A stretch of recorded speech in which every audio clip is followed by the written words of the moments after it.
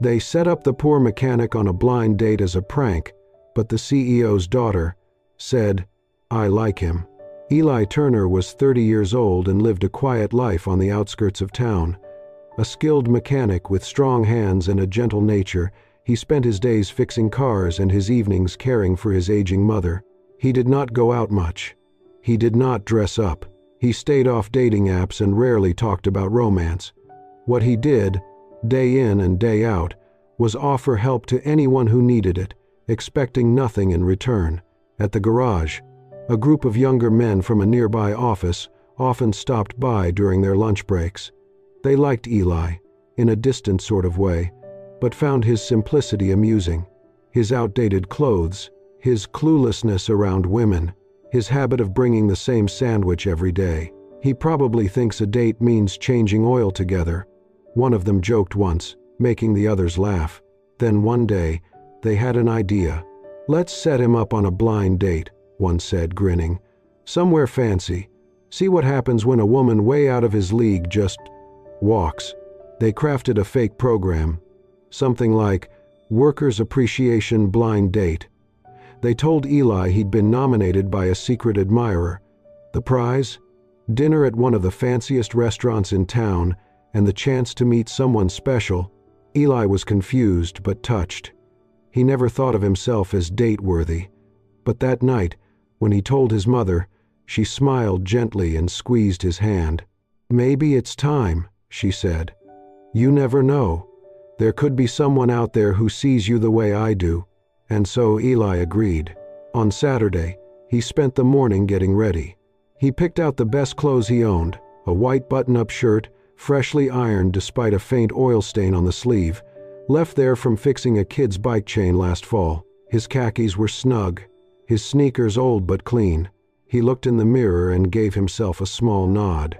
That evening, he arrived at Maison de Lumière, a place of glowing chandeliers and marble floors. Inside, everything sparkled. People moved, like they belonged there.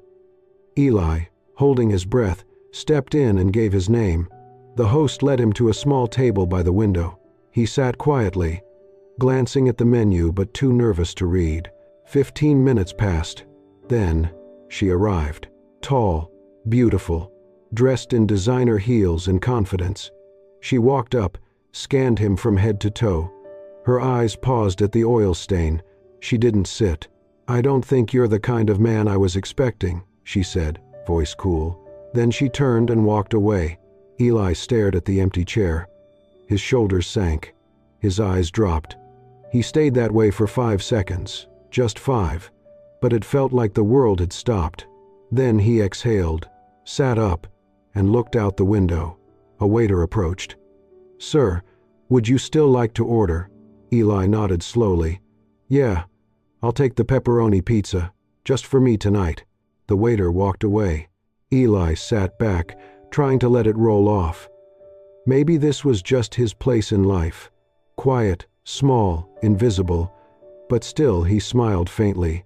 "Guess it's dinner for one," he whispered to himself. And outside, the city kept moving. He didn't know it yet, but something extraordinary was about to walk through those same doors.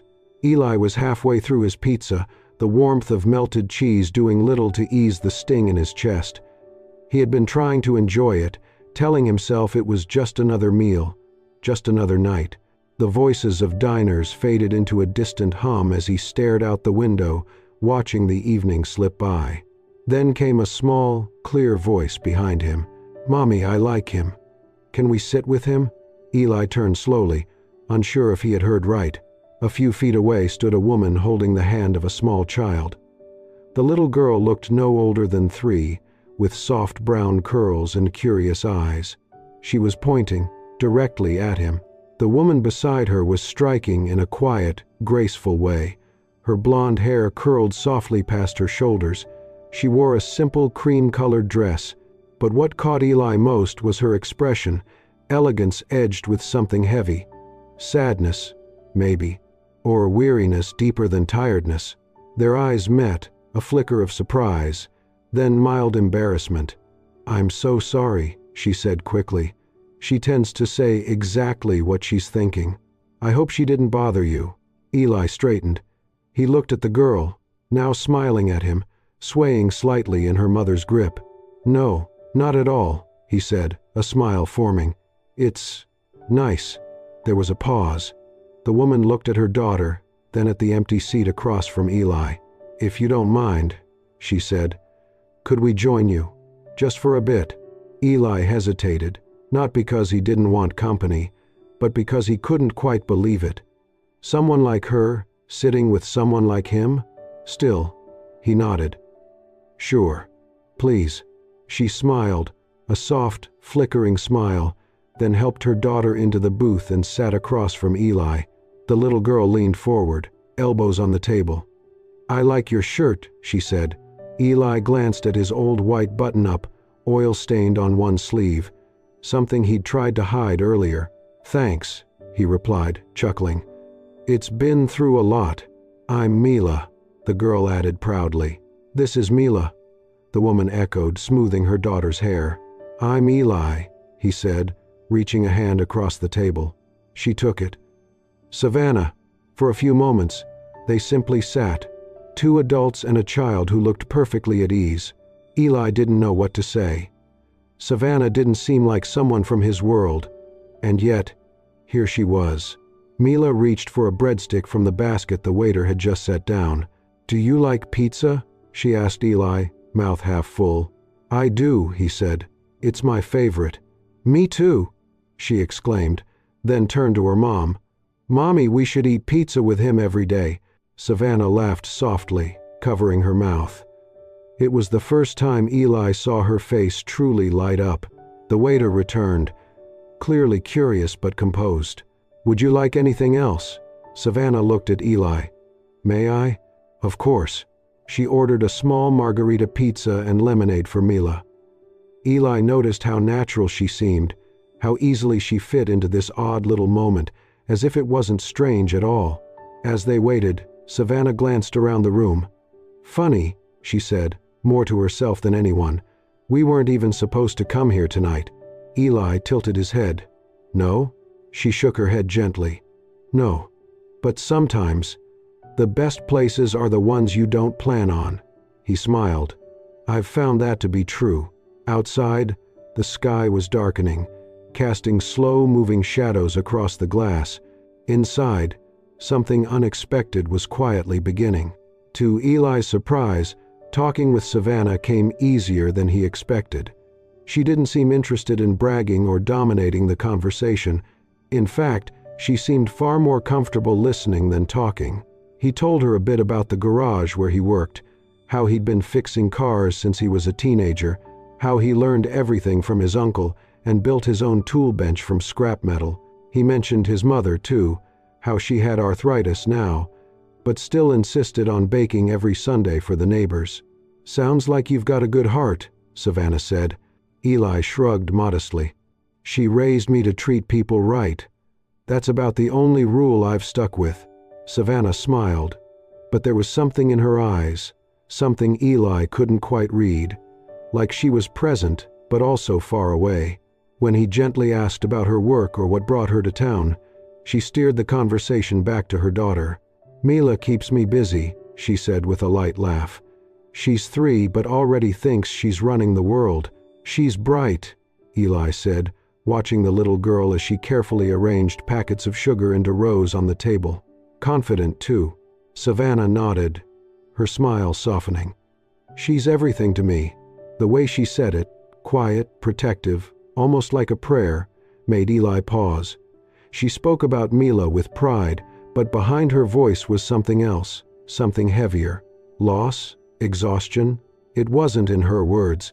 It was in the way she looked down for a second too long, the way her hand rested gently over her daughter's, as if grounding herself. Eli didn't push. He respected silences. He knew that some wounds didn't want to be spoken aloud. Mila, meanwhile, had taken a liking to Eli. She giggled when he made faces with the leftover crust of his pizza and asked endless questions about the grease under his fingernails. "Do you fix rocket ships too?" she asked between bites. "Only the small ones," he replied with a wink. Savannah laughed. It wasn't a polite laugh, it was genuine, warm. Eli found himself smiling more than he had in weeks. But then, something changed. A sharp gasp came from a nearby table. A boy, maybe 4 or 5 years old, was choking. His mother stood up, panicked, calling out his name. The father fumbled helplessly, unsure what to do. Utensils clattered. The room froze. Eli was already on his feet. He moved quickly but calmly, stepping around Savannah and Mila. As he reached the boy, he gently placed a hand on the father's shoulder and nodded. "It's okay. I've got him." The boy was turning red, unable to breathe. Eli knelt behind him, wrapped his arms around the child's torso, and performed the Heimlich maneuver. 1, 2, 3 sharp compressions, and then the boy coughed, hard. A piece of food flew from his mouth and hit the table. The child gasped in a breath. A ripple of relief spread through the room. The mother pulled her son into her arms, crying and thanking Eli again and again. Applause broke out from several tables. Eli stood, brushing off his hands awkwardly, clearly not used to being the center of attention. He offered a brief nod, then returned to his table like nothing had happened. Savannah was staring at him, not with surprise, but with something deeper. "You just knew what to do," she said softly. "I learned it a while back," Eli replied, sitting down. "Did some volunteer training at the community center. Figured it might come in handy one day." Savannah blinked. "Most people would panic. You didn't even flinch." He shrugged again. "I guess I just wanted to help." She looked at him differently now, with admiration, with gratitude, and perhaps with the first stirrings of something more. Mila, unaware of the gravity of the moment, clapped her hands. "Yay, rocket ship fixer saves the day," Eli chuckled. Savannah leaned forward, her eyes steady on his. "I don't know many people like you," she said. Eli didn't know what to say to that. So, he just smiled. Sometimes, words weren't needed. Savannah Langford couldn't stop thinking about him. As she drove Mila home from the restaurant that night, the lights of the city blurred across the windshield. Mila hummed softly in the back seat, full from her pizza and already dozing off. But Savannah's mind was elsewhere, replaying every moment of the evening they had just shared. There was something different about Eli Turner. He was kind in a way that felt honest, simple but never small. And when he had saved that little boy with calm, sure hands, something inside Savannah shifted.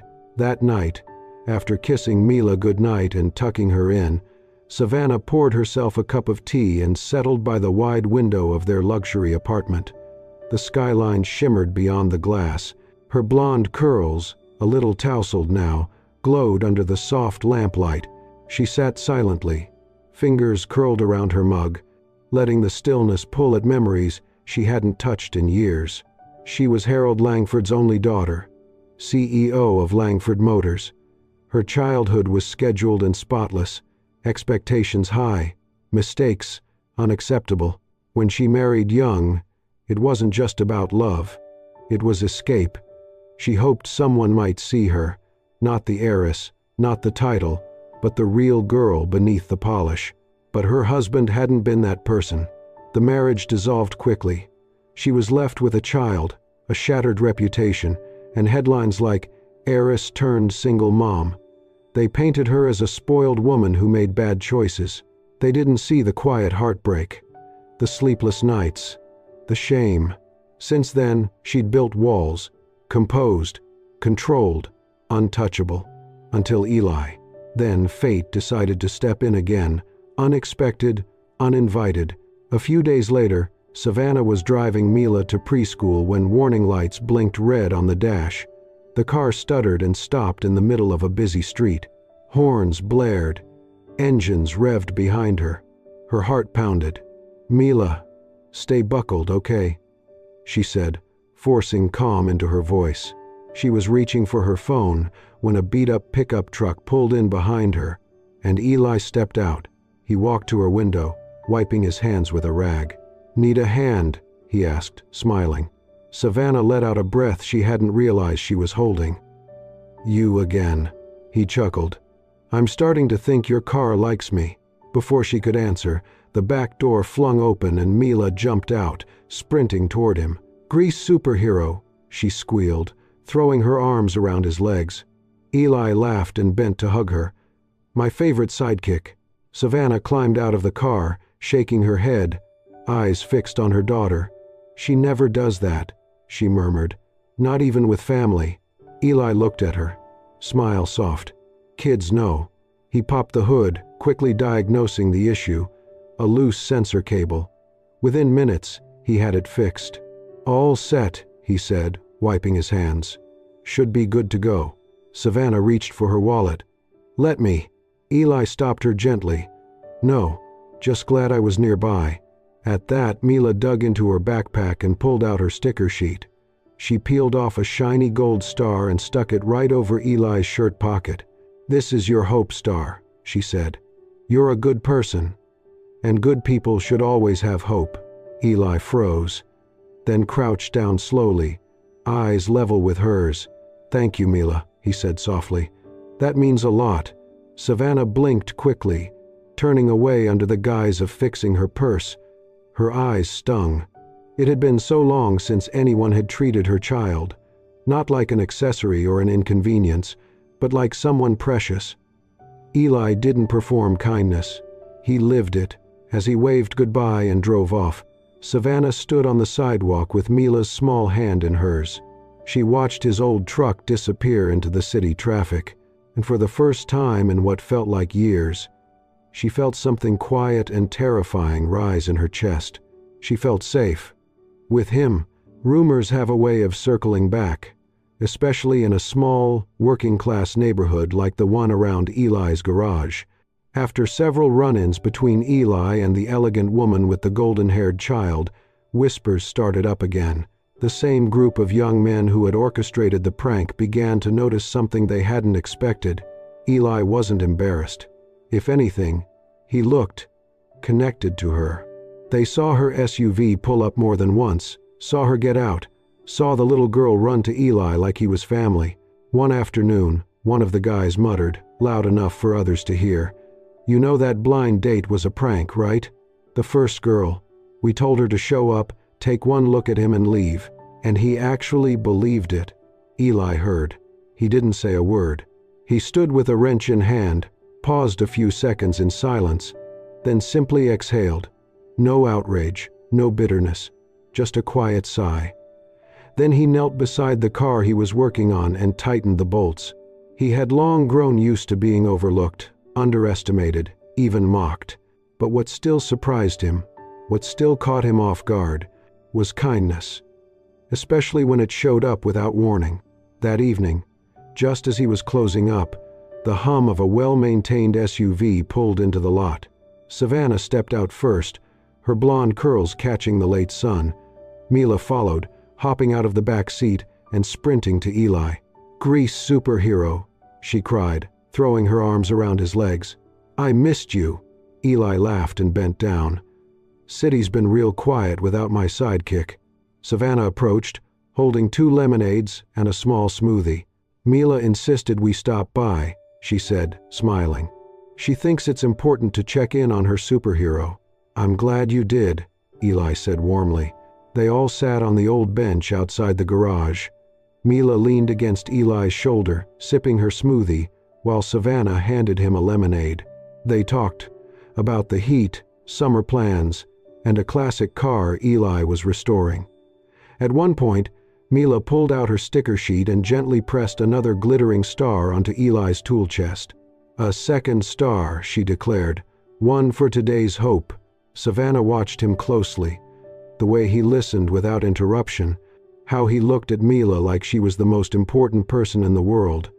But she also noticed a shadow behind his smile, a quiet weight.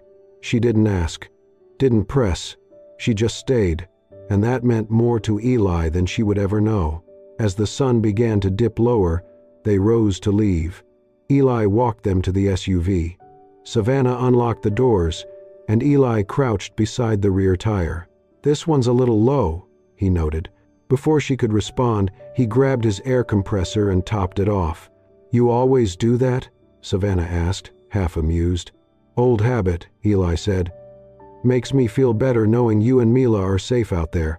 In the golden light of early evening, the scene almost looked like a painting. Eli wiping grease off his hands, Mila sitting on the edge of the SUV, feet swinging as she hummed, Savannah watching quietly with a hand shielding her eyes. Then Mila looked up at Eli and said, completely unprompted, "You're a good person. Mommy says good people should always get good things." Savannah blushed. "Mila," but the little girl wasn't finished. "I want to see you every day." Eli smiled, his voice soft. "You're going to spoil me, you know that?" And in that moment, the world felt still. No titles, no class, no stories. Just a man, a woman, and a child in a sunlit garage. Later, as Savannah drove home with Mila fast asleep in the back seat, she caught her reflection in the rearview mirror. Her lips curved into a quiet smile. "Maybe," she whispered. "This is what it feels like when something good starts." At the same time, Eli turned off the garage lights. He looked at the star Mila had given him, glittering faintly on his toolbox. He ran his finger over it, then smiled to himself. "Good things," he murmured. "Maybe they're not so far after all." The rumors had spread further than anyone expected. Word of Savannah Langford being seen more than once at a modest auto garage, talking, smiling, even sitting close to a man in grease-stained clothes, reached the upper floors of Langford Motors and, inevitably, the office of its CEO, Harold Langford. He was not a man who missed details, especially when they involved his daughter. And once the whispers suggested scandal, he acted quickly. It took him a single phone call to learn who Eli Turner was. A name, a workplace, a simple life, enough for him to form a judgment. So one afternoon, while Eli was under an aging sedan, wrench in hand and the radio humming, a sleek black luxury car rolled into the garage lot. He didn't notice it until a pair of polished shoes appeared beside the wheel he was tightening. Sliding out from under the car, Eli wiped his hands and stood, then froze. The older man before him was tall, composed, dressed in a tailored navy suit worth more than the sedan Eli was repairing. His silver hair was neatly combed back, his eyes sharp and scrutinizing. "Eli Turner," the man said, as though confirming it. "Yes, sir," Eli replied cautiously. "I'm Harold Langford," he said. "Savannah's father." A quiet alarm flickered inside Eli, though he kept his expression steady. Mr. Langford surveyed the garage, the chipped paint, the scattered tools, the oil stains on the floor. "This is where you work?" he asked. He already knew. "It is," Eli answered simply. Langford crossed his arms. "I'll be direct. I don't like surprises. And I know men like you. You see someone like my daughter and think, here's my way up." Eli said nothing. "Savannah's been through enough," Langford continued. "She doesn't need someone playing hero or trying to win her with a sympathy story." Eli met his gaze. "I never tried to win her. We met by chance. Everything since then has just happened naturally. I haven't asked her for anything." Langford stepped closer. "Well, I'm asking you now. Walk away." Eli didn't flinch. "With respect, sir. Savannah chooses for herself. I'm not controlling anything." Langford's jaw tightened. He cast one more disdainful glance at the garage, then turned sharply and walked back to his car. The engine purred, and he drove off, leaving Eli standing alone in the settling dust. Later that evening, Savannah arrived at her father's penthouse, summoned under the pretense of a casual dinner. But it was anything but casual. He brought it up as soon as the food was served. "I visited him today," he said without looking at her. Savannah's hands stilled. "Eli? He's a mechanic, Savannah. He works in a shack that leaks oil. Is that the life you want?" She set her fork down. "It's not about what he does. You're my daughter," he said firmly. "You deserve someone with status, someone strong, not a man who fixes tires all day." Her voice trembled, not in fear, but in frustration. "I deserve someone who respects me, someone who sees me, Not Langford Motors or the CEO's daughter. Her father narrowed his eyes. And you think he doesn't see your name first? You're being naive. Savannah's voice sharpened.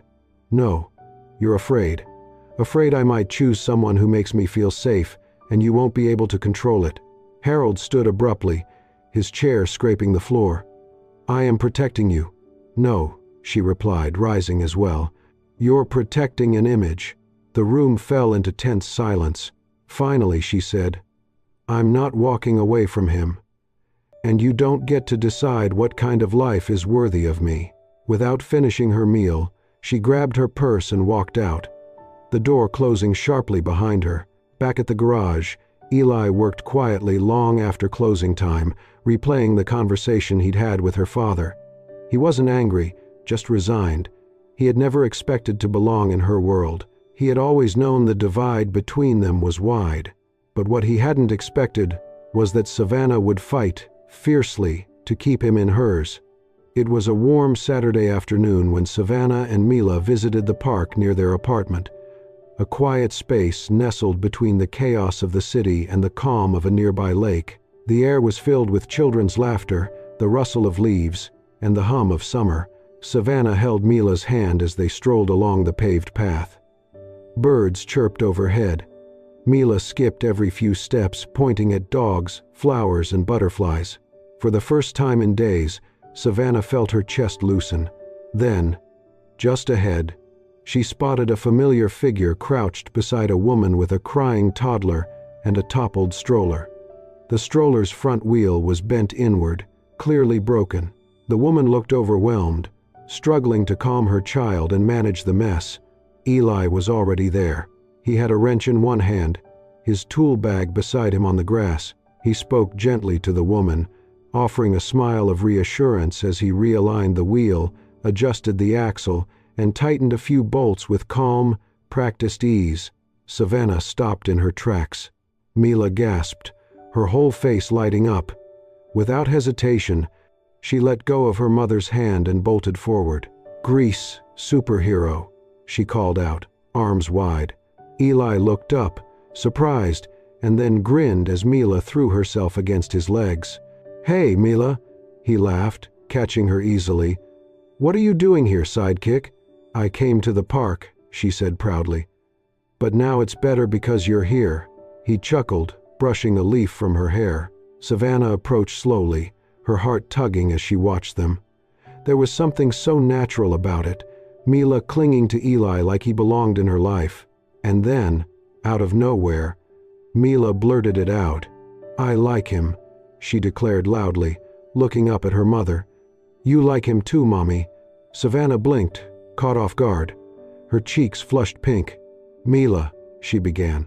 But Eli was already rubbing the back of his neck, smiling awkwardly. I guess that's out in the open now," he said with a chuckle. Savannah glanced at him and then looked down, her voice soft but sincere. "She's not wrong." Their eyes met. For a brief second, the world fell quiet. There was no status, no difference in class or history. Just them, and the soft afternoon sun filtering through the trees. But what they didn't see, at least, not yet, was the man standing across the park, watching everything unfold. Harold Langford stood beneath the shade of an old elm tree, arms crossed, expression unreadable. He had followed them, not to spy, but to understand. After their argument, something in Savannah's voice had stuck with him. So, today, he came not to confront, but to observe, and what he saw was not what he expected. He saw Mila run to Eli with complete trust. No fear, no hesitation. He saw Eli gently crouch to tie Mila's untied shoelace, brushing a speck of dirt from her knee like it was second nature. He saw Savannah, his daughter who had spent years hiding behind a wall of strength and solitude, smiling with a softness he hadn't seen since she was a teenager. And slowly, something within Harold Langford shifted. Not entirely, but enough. Because in that moment, he realized something. Eli Turner hadn't taken anything from Savannah. He had given her back something no money, title, or influence could offer. Peace. Harold remained still as they walked off toward the playground, Savannah and Eli side by side, Mila skipping between them. He didn't call out. He didn't interrupt. He simply watched, and for the first time, he began to wonder if perhaps he had been wrong. A few days had passed since the afternoon in the park. Eli had returned to his quiet routine at the garage, though something inside him felt different, lighter, somehow. He had not expected anything more to come from the day Savannah and Mila found him again. But then, one morning, as he was adjusting a timing belt beneath the hood of an old pickup truck, a shadow stretched across the garage floor. Eli looked up and was surprised to see Harold Langford standing there. No suit this time, just a button-down shirt, sleeves rolled up, and an expression that wasn't quite stern but still guarded. Eli wiped his hands, stood up straight. "Mr. Langford," he said, polite but cautious. The older man didn't speak at first. He just glanced around the garage again, the way he had the first time. But this time, there was something else in his eyes. Respect, maybe. Curiosity. He finally let out a slow breath. "I misjudged you," Harold said. Eli's brow furrowed slightly, unsure of how to respond. "I thought I was protecting my daughter," he continued. "But the truth is, I was just afraid she'd get hurt again, afraid she'd choose someone who couldn't carry the weight of her world." He paused, then added with quiet conviction, "But I watched you, with her, with Mila. You're not trying to take anything, you're just being who you are." Eli nodded slowly. "I care about them, a lot." "I can see that," Harold said, "which is why I want to offer you something." He reached into his coat pocket and pulled out a folded brochure. "Langford Motors is launching a new initiative, Community Car Care, free vehicle maintenance for low-income workers, nurses, teachers, janitors, the people who keep the world turning." He handed it to Eli. "We need someone who knows the work and knows how to talk to people with dignity. I think that's you." Eli stared at the flyer, stunned. "You want me involved in this?" he asked. "I want you leading it," Harold replied. Eli didn't have words, only a nod and a quiet, "Thank you." A week later, the launch event took place at a community center downtown. The room buzzed with journalists, local officials, families from every walk of life. A large banner read, "Community Car Care, powered by Langford Motors." Eli stood near the podium, adjusting the collar of his cleanest shirt, still a little wrinkled, but presentable. He wasn't used to cameras or speeches. He was more comfortable under a car than under a spotlight. But then he heard tiny footsteps behind him and a familiar, bubbly voice. "There he is." Mila came running up the stage steps, arms open. "That's my favorite person," she shouted to the crowd. Laughter rippled through the room. Savannah followed behind her, wearing a soft blue dress, her golden curls catching the light. She took Mila's hand, then reached for Eli's. She squeezed gently. "Thank you," she whispered, "for stepping into our lives when we didn't even know we needed someone." Eli smiled, his heart full. "I think I needed you more than you needed me." They stood together, Eli, Savannah, and Mila, before a room full of strangers who, for that moment, witnessed something more powerful than a speech or a donation. They witnessed a family being formed, not one built on perfection, or wealth, or appearance, but on kindness, honesty, and healing. Later, as the event wound down and the sun dipped low over the city, Mila tugged on Eli's sleeve and whispered, "Do we get to eat pizza now?" Eli laughed. "Always." They walked out together, 3 hands, side by side. A new beginning, a new kind of love, a new family. If this story warmed your heart, don't forget to subscribe to Soul Stirring Stories and hit the hype button to support our channel. We believe in stories that heal, uplift, and remind us of the beauty in simple kindness. Eli's quiet strength, Savannah's courage, and little Mila's innocence. They show us that love doesn't care about status. It finds us when we least expect it. Thank you for watching and feeling with us. More heartfelt stories are on the way. So stay tuned, stay kind, and always believe in second chances.